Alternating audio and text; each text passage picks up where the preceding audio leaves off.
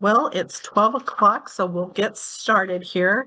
Good afternoon, everyone. My name is Jody Brockman. I'm a nurse here at NKC Health in the Community Health and Wellness Department. And we are so glad to have you here for this important and practical presentation on making your home dementia-friendly. Whether you're a caregiver, a family member, or simply someone looking to better understand how to support individuals living with dementia, today's session will offer valuable insights and actionable tips to help create safer, more supportive living environments. And it is my pleasure to introduce our speaker, Stephanie Ramirez. Stephanie is a dedicated and experienced speech language pathologist who has been practicing since 2009. Stephanie has worked in a variety of settings with a strong focus on acute care and outpatient rehabilitation for adults. Her passion for helping others extends beyond the clinic. She's the founder of the Virtual Brain Injury Support Group through North Kansas City NKC Health, which has connected and supported over 45 individuals from Missouri to California since its launch in 2021. Stephanie is also a seasoned presenter, having shared her expertise at events such as the KU Concussion Symposium, STEM Saturdays at Union Station, and the Kansas Speech and Hearing Association. When she's not advocating for brain health and rehabilitation, she enjoys spending time with her husband and two children, Owen and Mia, and cheering on her alma mater, the Oregon Ducks. Please join me in welcoming Stephanie as she guides us through practical ways to make our homes more dementia-friendly. Hello, Stephanie. Thank you. Thanks, Jody, and welcome to everyone who's tuning in. And maybe if you're catching this later on the recording, we're happy to have you.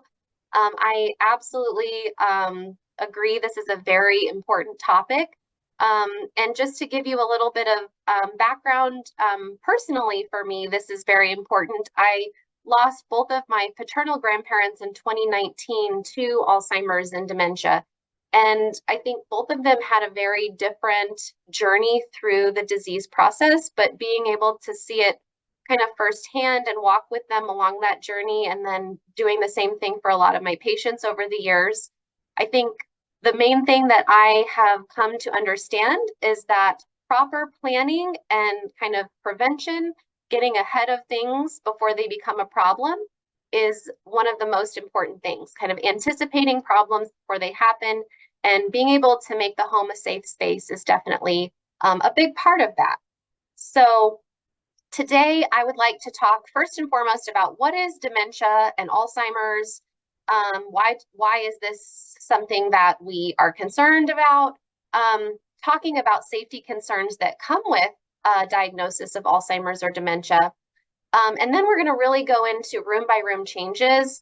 I've got some great pictures that I wanted to share with you today, highlighting some of those things, and then have a little bit of time, hopefully at the end, for some questions.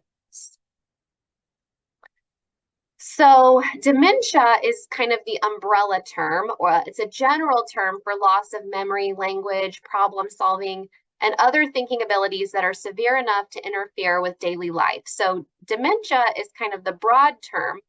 Alzheimer's disease is the most common type of dementia. It actually accounts for 50 to 75% of those diagnoses. There are other types of dementia, though, however, that you might hear about. So things like frontotemporal dementia, dementia with Lewy bodies, vascular dementia. So I will be talking a lot about Alzheimer's today, but I think a lot of the tips and tricks will be relevant no matter what kind of dementia you or your loved one are facing. So here's kind of just some other visuals to kind of illustrate. So as far as dementia goes, again, the symptoms that we're looking at are changes in memory. There's also changes in perception, reasoning, and judgment. So you can see where if those areas of the brain or the abilities of the brain are impacted, then that's going to impact safety. So we want to kind of anticipate what those changes are going to be and then take steps to help the patient or the family member create that safe space. So worldwide, around 55 million people have dementia. And I just updated this year, and I can tell you these numbers are already increasing. Over 7 million Americans age 65 and older are living with Alzheimer's dementia as of this year. It kills more than breast cancer and prostate cancer combined. The lifetime care cost for one person with Alzheimer's is between $400,000 and $412,000, and it cost the U.S. $384 billion this year. That's what's anticipated, which could increase to $1 trillion in the next 25 years. And 13.8 million people are projected to have this disease by 2060. So those are pretty staggering numbers. I think that clearly you guys are here because you have a connection with this disease, but ultimately, dementia and Alzheimer's is going to touch the lives of everyone. Everyone knows someone, and a lot of the care that happens is going to be done by unpaid caregivers.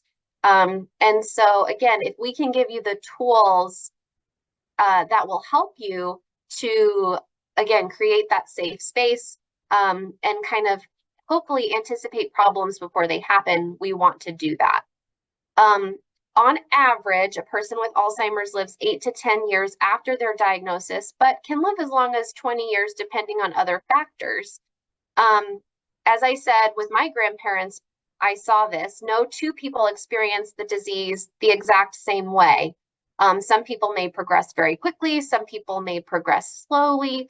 Also, when we think about dementia and Alzheimer's, a lot of times patients are classified as early, middle, or late stage. Those are just general terms, and people can actually progress through the stages at different rates. Somebody might stay in that early stage for many years before progressing.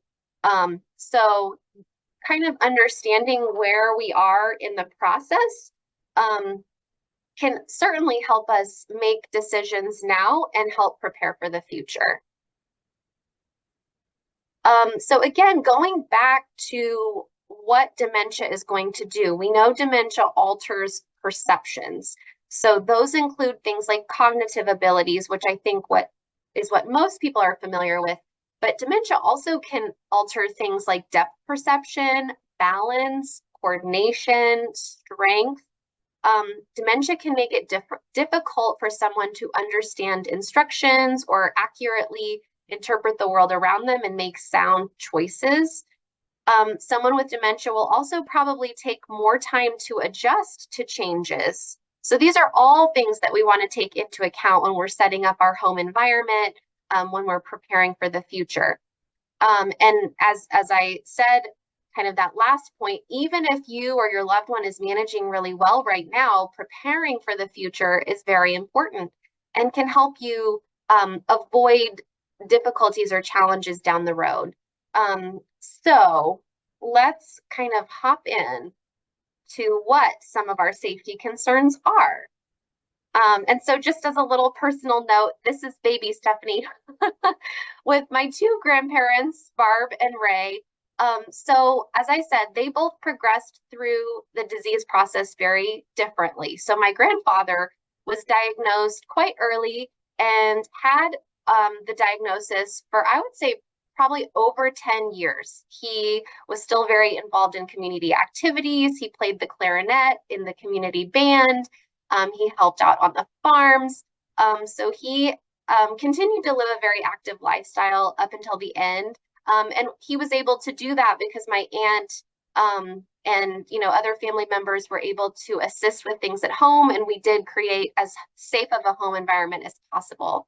My grandmother got diagnosed in November of 2018, and she actually passed away in May of 2019. So her progression was very quick.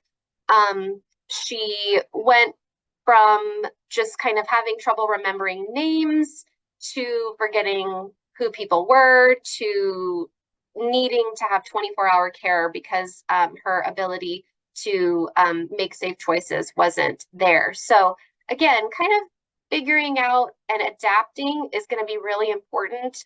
Kind of being honest with yourself and with your loved ones on what those abilities are, where the concerns are.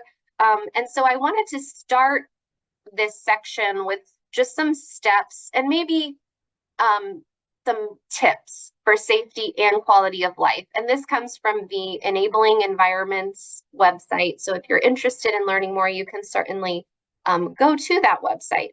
But these are the first 5 things they recommend. So we want to unobtrusively reduce risks. I think it's important that people still have a sense of dignity, feeling like they are an adult with adult experiences and wisdom. So if we can help create a safe space without kind of taking away from that, then that's great. Providing a human scale. So again, everyone is different. Everyone's going to progress differently, and we might need to make adjustments based on that. Allowing people to see and be seen. So talking with your loved one, being open about what you're noticing, asking for their opinion. I think as long as they're able to communicate that effectively, then we need to take that into consideration. Reducing unhelpful stimulation and optimizing helpful stimulation. So some people get really overwhelmed. And so if we can help kind of funnel the stimulation that they're getting. So for example, if the phone ringing makes them feel really anxious and they wind up talking to someone on the phone and they don't know who they're talking to, that might be something where we try to kind of limit,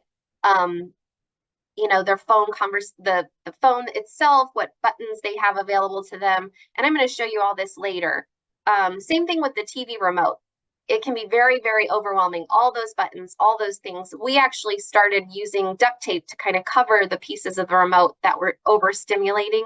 But now they actually make really cool dementia-friendly remotes that you can purchase that will help kind of reduce some of that stimulation and feeling of being overwhelmed.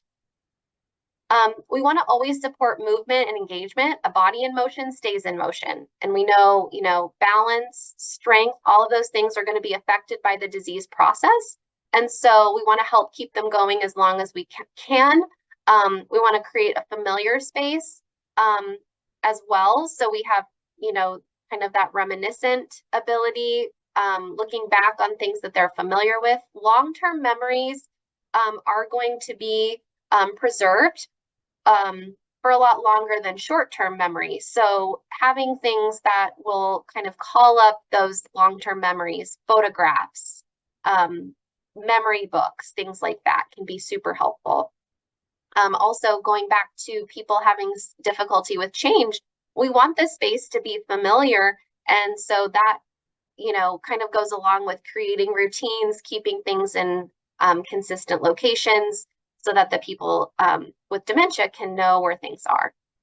We want to provide opportunities to be alone or with others. A lot of times people with dementia will kind of withdraw socially, but socialization is so good for our brain. And so if the person is feeling, good, we want to make sure that we want them to be around other people, but we also want to recognize the signs that they're getting a little overwhelmed and we might need to pull back.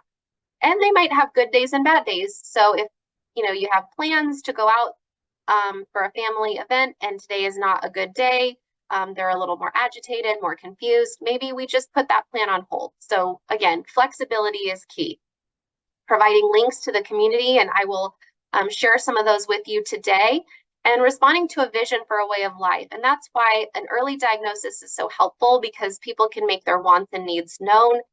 You can have these conversations about what they're really looking for in their home environment, and kind of have a plan of care. So questions that you ask yourself, the 3 areas kind of involve the person's behavior, their abilities, and their overall health when you're thinking about how you need to make adjustments around the home. So behavior, does the person wander or get up at night? Do they get more confused in the evening? Can they safely use stairs? Are they still driving? Can they safely manage their own medications? How's their hearing, their vision? Think about kind of those five senses and how those are going to impact the way they interact with the environment.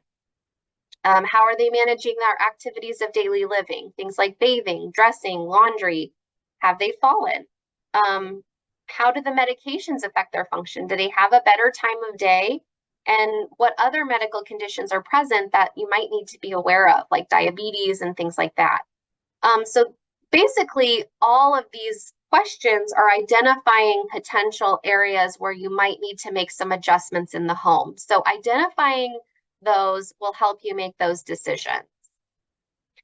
And then the other thing I want you to think about is, when we think about, quote, problems in the home, is it really a problem? So, and who is it a problem for? So the first quote there, my husband constantly checks the locks and asks if someone has locked all the doors. Is that a problem? Well, I can see where it would be difficult for a family member to constantly be asked that question, but really it's not a safety concern. Actually, it's good that they're wanting to make sure that the doors are locked. My wife wears the same clothing day after day. Again, maybe not the most hygienic thing, but is it really a significant safety concern? Is it worth having a fight over? Maybe not. My mom is always rummaging through drawers and cabinets. Again, that could be a safety concern depending upon what's in the cabinet. My dad says we never take him anywhere, but my brothers and I get him out every day. So these are all things that I've heard people say before. And so again, you think about what are those common problems that you're coming up against, or challenges, if you will, and think about how are we going to address those. So obviously, if dad says that we never take him anywhere, maybe we need to start a little journal or have a calendar that has the activities that they've done so they can look at that and reference it and remember what's going on. My husband watches a TV show he used to think was really stupid. It's so annoying. Again, that's probably not really a problem. Maybe it's not the most enjoyable entertainment, but again, thinking about what the problems are that are really going to be more of a safety concern and what we're going to need to do to change our environment. So when we're thinking about changing our environment, there are some general considerations that I want you to take into mind. So first of all, thinking about color and contrast. We learned that people with dementia have trouble with depth perception and spatial orientation. So color contrast can be really helpful in aiding with vision and depth perception. Also, colors can be used to help with mood. So, for example, blue has a very calming effect, and it's great to use in places that promote relaxation, like the bedroom. Bright colors like red, purple, and orange can be more energetic and stimulating, and therefore you might not want to use it in the bedroom if you want that to be a calm area. For example, in a kitchen, you might have yellow paint on the wall and white cabinets, making them easier to see. And when you think about dishes on the table, you have a white dish on a white table or a white tablecloth. That's going to be really difficult to see. So think about creating contrast with the dishes and have a very bright tablecloth or a brightly colored dish where they can really tell where that is. Lighting obviously affects eyesight. It also can affect behavior, especially with dementia when we think about sundowning and maybe having some changes in that internal clock. We want the light to operate with a circadian rhythm and mimic natural night and day patterns. Also thinking about how light and glare can affect vision. We want to use light strategically, again, during the day, having everything be very bright, very open, and then at night, having maybe the light be less bright to help kind of cue the person that it's time for bed, using light to help light the floors. So maybe getting some battery operated floor level lights to help guard against falls. So you can be very strategic with lighting, and we'll talk more about that as well when we get into the room by room. And then going back to creating that familiar environment, reminiscent decorations. So things that can promote familiarity, aid with mood, assist with recall, can be very helpful and kind of create those positive memories. So things like old pictures, vintage magazines, you can help that person kind of reminisce, and also family photos can kind of reinforce the faces of those loved ones that they want to remember. Okay, so moving into the various rooms, I want to start with the entryway. And honestly, these tips can be used if the person, I should have said this before, but they can be used if the person is living on their own, but also great tips and ways to think about things when the person maybe is moving into more of an assisted living or a skilled nursing facility, on ways that you can set up that environment as well.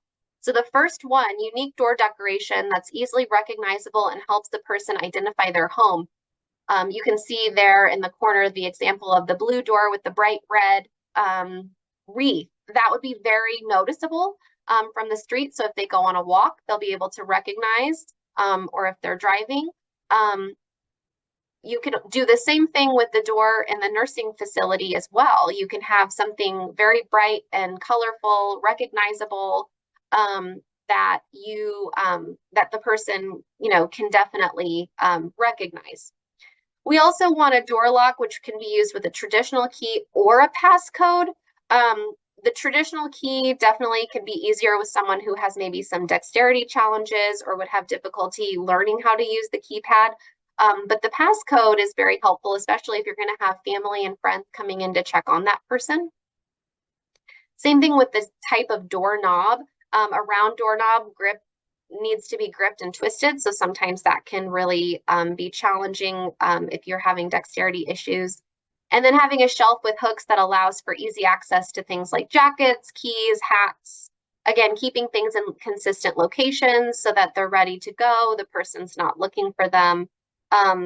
One thing to kind of keep in mind, though, if you do have someone who tends to wander from the house, placing items like the keys, coats, purses near a door might be a trigger for them to want to leave. And so you might consider in these cases moving those things away from the entryway and storing them in a less visible location so that they won't be tempted.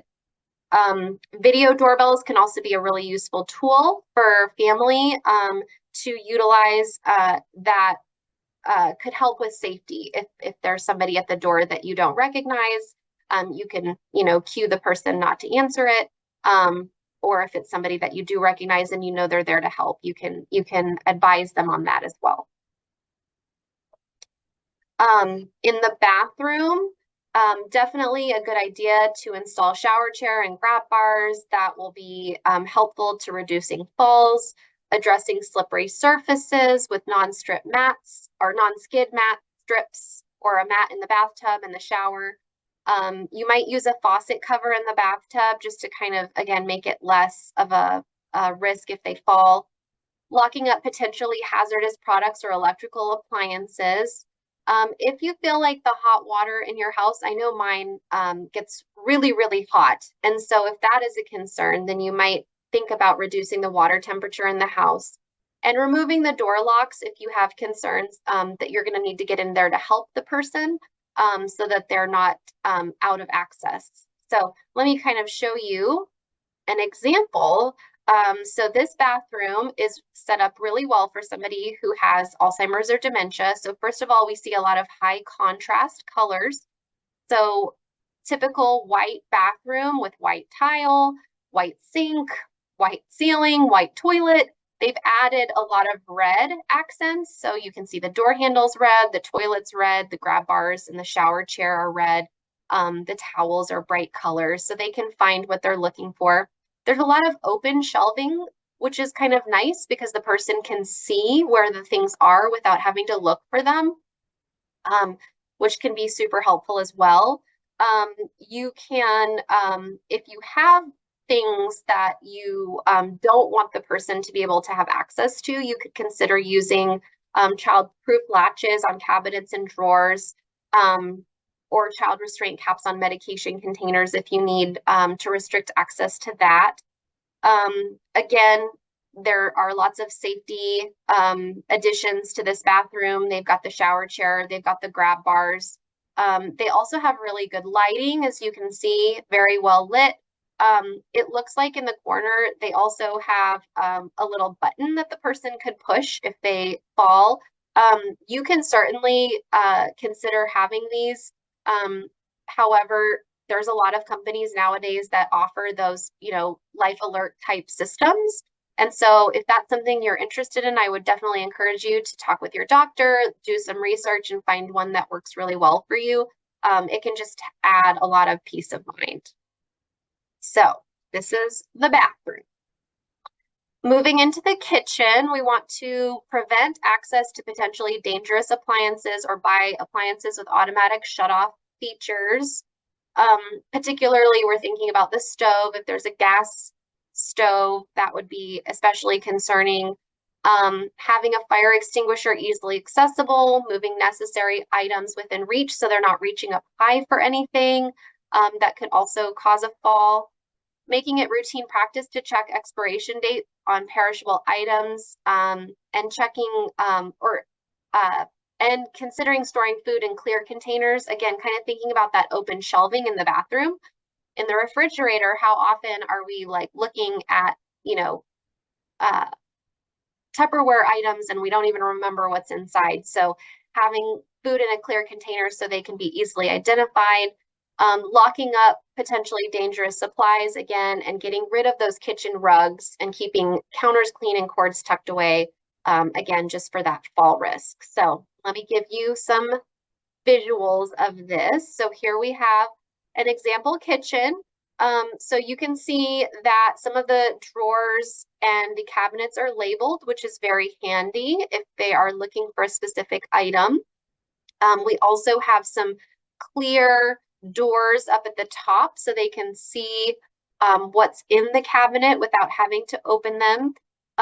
You have some appliances out, like you can see the toaster and the teapot. You might consider just leaving the ones out that they are going to be using quite a bit, because then that's just really helpful. They don't have to go searching for them.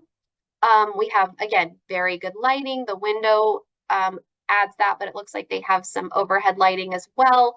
There's some reminders written on the refrigerators. So the kitchen's obviously a really good place if you need to have, some reminders, if you need to have a calendar. That's a really good prominent location to have all of this handy and accessible.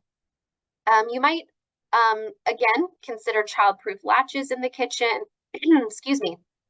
You might consider disconnecting things like the gas stove, as I mentioned earlier, the garbage disposal, if those might present a safety risk. You might also invest in some non-breakable dishes. And just a little tip, they do sell stove covers that can hide the burners when the stove is not in use, as well as create additional counter space. So it's particularly useful if cooking becomes too dangerous for the person, because without having to remove the stove completely, you could just cover it and they won't be able to see it anymore. I know for my grandparents, we just unplugged it, and they were able to still use the microwave for a while as well. And my aunts were really good about bringing over pre-made food, so they didn't have to do a lot of cooking. It was just kind of warming stuff up. And moving into the dining room, we see here, again, a good representation of that color contrast. So they have a dark placemat with the white table and the white dishes, so they can help, visualize that. Dementia-friendly utensils might be weighted, an elevated plate, ergonomic mugs, lots of options. An occupational therapist would be a really good resource for your family member if they're having trouble with self-feeding. And you might think about adding cushions and protective pads to help with comfort, as well as moments of incontinence if that is a problem as well. Okay, moving into the bedroom, might be useful to install some kind of a monitoring device.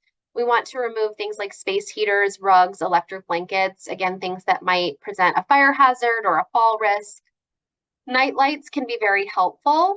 And when we think about routine, trying to meet the needs of the person before he or she goes to bed. So thinking about all of those things that might cause them or trigger them to get up in the night, and take care of those ahead of time.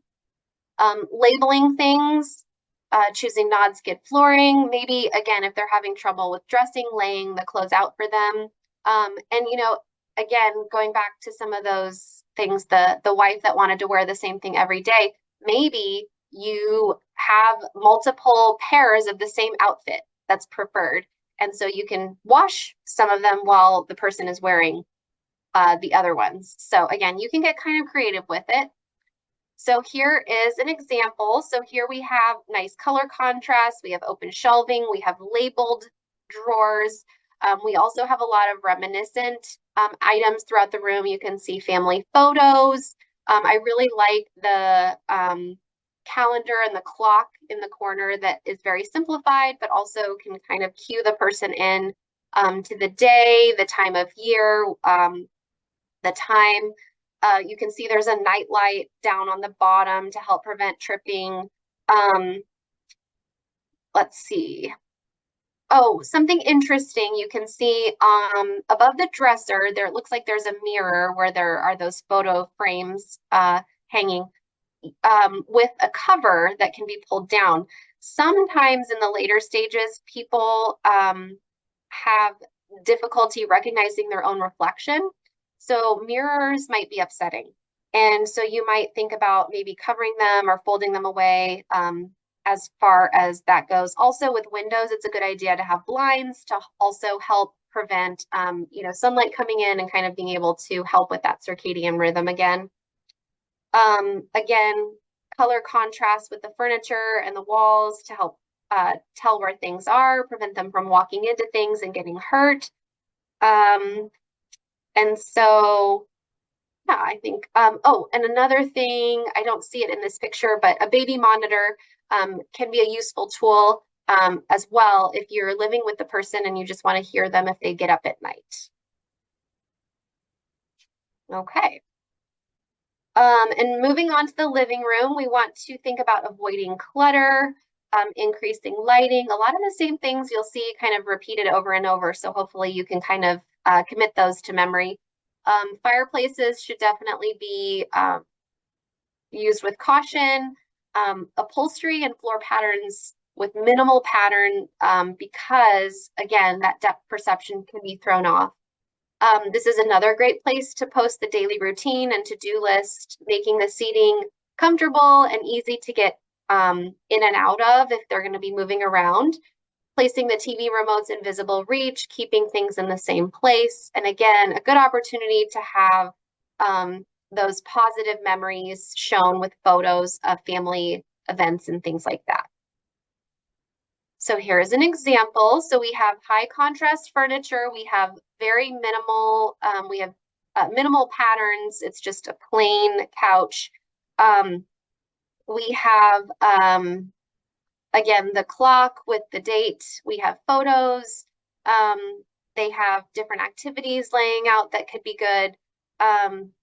The photos are all there, lighting. Let's see. I was going to mention, kind of going back to the phone, you might want to lower the ringer again to prevent distraction or confusion. You might set the answering machine or voicemail to turn on after the lowest number of rings, again, so you can check that for the person, but they don't get overwhelmed. A person with dementia might have a difficult time taking messages or be a victim of a scam. Unfortunately, my grandfather was one of those. So again, after that, my aunts were a lot more vigilant with keeping track of his phone. And we'll talk a little bit more about the phone. Up in the ceiling, you can see the smoke alarm. Make sure that all of the smoke alarm carbon monoxide detectors are working and check them regularly. Again, just to help. Some of the smoke alarms can be installed that have flashing lights. That might be helpful. Again, if the person maybe has difficulty hearing or confusion, I think that would definitely get their attention. And we can see the lamp there is very close to the electrical outlet. so that the cord is not in the way. Any electrical outlets that aren't being used, you can certainly use childproof plugs, and those things can be very helpful. So just some other rooms, you might think about the laundry room, again, potentially hazardous products, or maybe limiting access to the washer and dryer. The garage in the basement, again, lots of opportunity for dangerous items. If the driving is in question or needing to get taken away, then maybe just removing the car completely. Again, seeing it sometimes can be a trigger. And you might consider just locking the doors to these areas as well if it's something that you just don't want access to because it is potentially dangerous. So here in the laundry room, again, we have things labeled, we have open shelving, we have the high contrast, but we might just, if the person's having trouble, limit access to this area. And then kind of, you can see outside, there are some considerations that you want to make for outdoors. So you might check the exits, you might need to widen doorways or add ramps if there are balance issues or difficulty with stairs. Checking the locks. You can mark edges of steps with really bright electrical tape that can, again, help those be a little bit more visible. You definitely want to keep the steps sturdy and textured, especially in the wet or icy weather. So kind of just anticipating that before it becomes a problem, avoiding clutter, and then safely storing your fuel sources. Let me see if there was anything else that I wanted to say for outside. You might consider keeping a spare set of house keys outside of the house in case the person with dementia locks you out if you're a family member. Again, hoses, foliage, other debris off the walkway as much as possible. Lights on the stairs, and making sure the stairs have at least one handrail so that there's something to grab onto. Okay, so moving on, I'm going to talk a little bit about technology, helpful gadgets that can hopefully make the person with dementia in your life easier. So there are a lot of different apps out there. And again, this is going to be very person specific. Probably for my grandparents, a phone app would not be helpful because they were not super proficient with using their cell phones. But if you have someone who's been using a cell phone for a long time and it's something that they're familiar with, it can be a very useful tool. So there are a lot of phone apps out there that can help with things like medication management. You can set alarms, reminders. You can also use phone apps for different cognitive stimulation activities to kind of keep the person occupied and give their brain some stimulation each day. So those can be really handy. Again, kind of having some smart items strategically around the home can be very helpful. So things like carbon monoxide detectors, smart locks, doorbells, thermostats. So if you have access to those things through your phone, then you could potentially lock and unlock the door as needed, adjust the thermostat if it's too hot or too cold in the home, and you could monitor that remotely. Also things like video cameras and doorbells. You could do the same thing. Alexa and Google can be very helpful. Again, if the person needs that verbal reminder, you could always set up reminders and they'll go off at a certain time. So you could tell them to remind the person to take their medication at a specific time and it would come over and the person would hear that. Things like, repetitive question asking can also be kind of handled with this as well. So if the person has a question, what day is it? You could use Alexa or Google to help answer that question. Another awesome thing, which I really love, we got one for my grandparents, is the Dementia-Friendly clock, which you can see down there at the bottom. So it's very easy to read, large print. It'll tell you the day of the week, the time of day, the actual time, and then the date. So this is really helpful just, again, for that orientation, and it's very easy to read.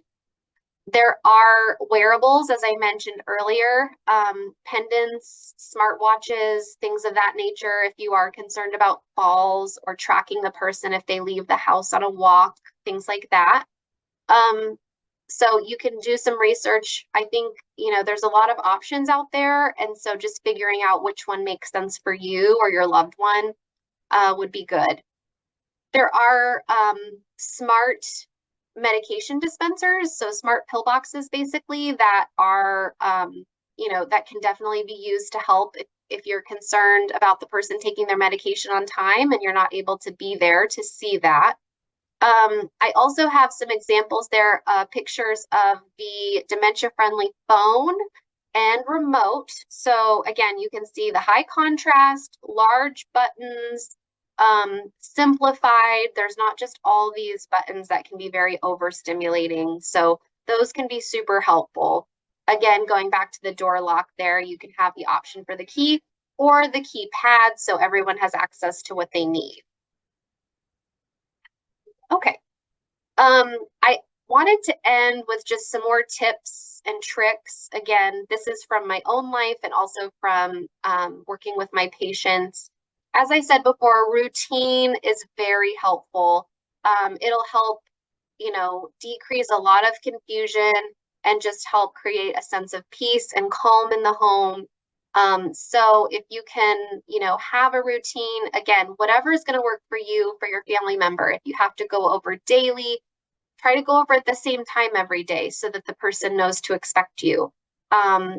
If you, have them do their medication routine or their bedtime routine, have it be the same every time. And that will just help kind of turn that short-term memory into more of a long-term memory that will be easier for them to hold on to. Again, using a calendar to help prevent confusion and just help with orientation. It would be very disorienting and upsetting if you woke up every day and you didn't know what day it was or where you were or what time it was.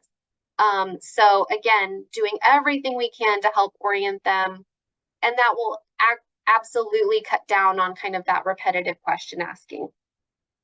Minimizing distractions during different activities. I find particularly at mealtime, this is true.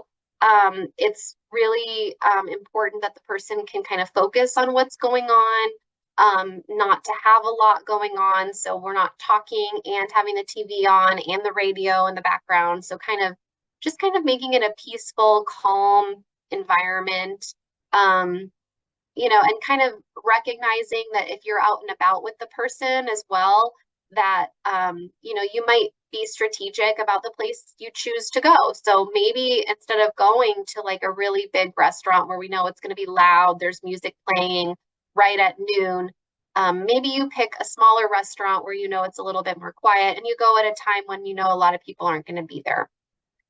Just being aware of your family member, I think, is important, checking in, because again, that progression can happen so gradually that sometimes we forget. There are a lot of resources out there, and I'm just realizing, let's see, I might not have put it on there. There are a lot of resources out there, particularly through the Alzheimer's Association website. And I know it is Alzheimer's Association, but I think it would be applicable whatever type of dementia you have. And that can be found at alz.org. I'll actually put that in the chat.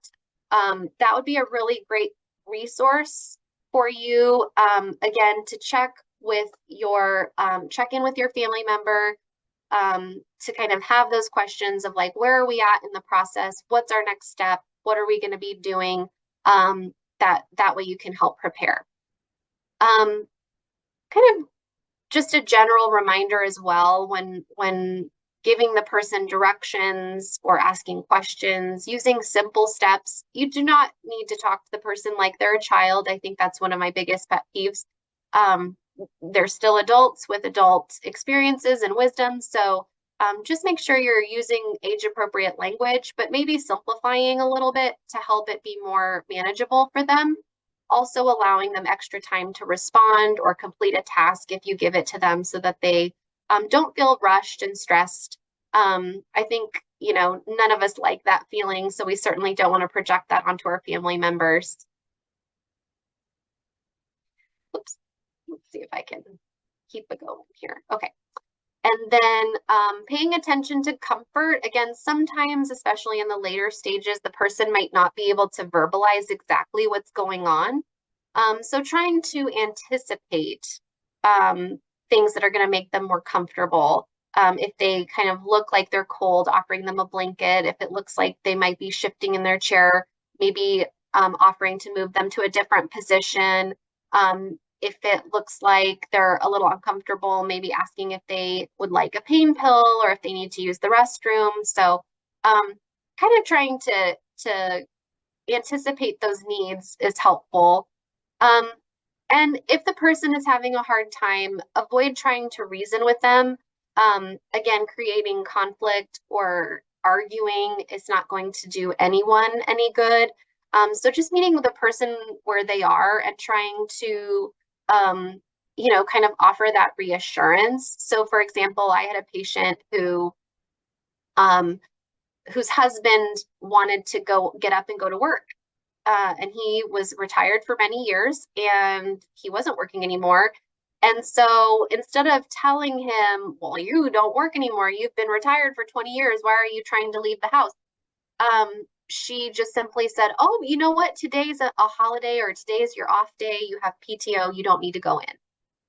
So kind of meeting them where they are, and instead of contradicting them, giving them, a believable thing that they can grasp in the space that they're in.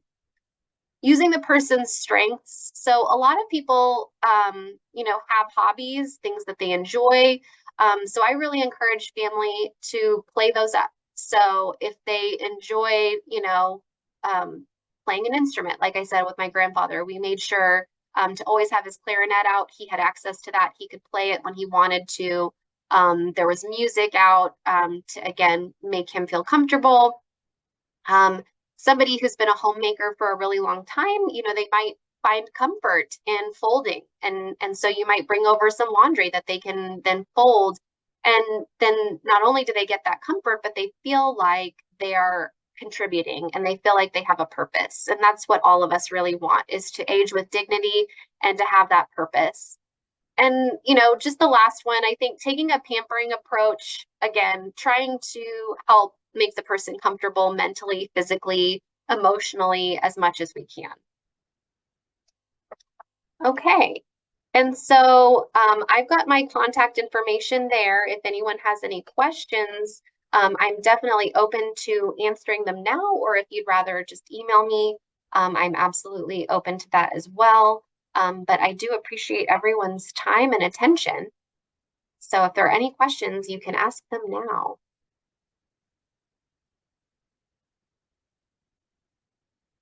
That was some great information, Stephanie. Thanks. Yeah, it was great information. A lot to think about, but one thing that I would recommend is just kind of go one room at a time. So try, to tackle the kitchen and then the bedroom and then the living room, but don't try to do the whole house in one weekend, because that's probably not going to be great for anybody. Exactly.